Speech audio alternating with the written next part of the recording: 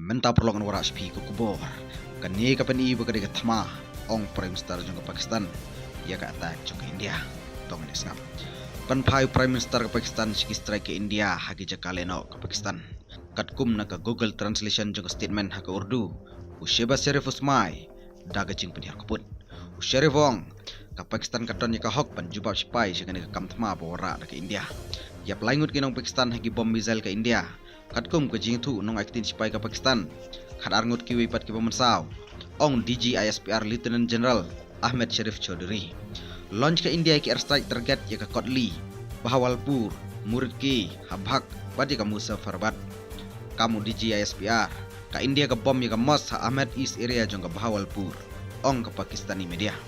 Ki airstrike ki hitru ya shibun ki jaka ha Kolti, bad ha Muzaffarabad. Katkum ke statement jong ka Pakistan. DG ISPR Lieutenant General Ahmed Sharif Chaudhry Wong ki jet Air Force ke Pakistan kitang hera suny hak por bajia kini strike. Wong ki jet India ki klamrung se airspace jong Pakistan tang baki attack na kajaka choki. Ukhot ya kini attack jong India bakade ke jing khaput pat ka ileran. Kanno ke India baka pan khenyi ki an ka parthai.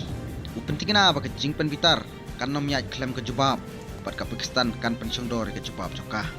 Hirtma ke India ke Pakistan kisni hadin ba hirtma bat penyapurnar kileno hapa halgam jong Jammu berkashmir.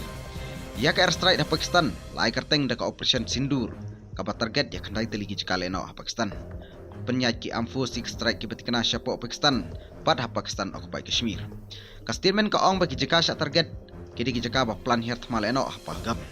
Kani kawan kum kan nong ye kileno ba hirtma ha Pahalgam bat penyap ya arp sangut kinong India bat ye wei nong Nepal. Ka statement jong ka Indian Army gaong ni im jing IT bagi tu kibadon ketikin sangat hakaro. Kubli Shibun, Storyteller, London Network, Daily Post.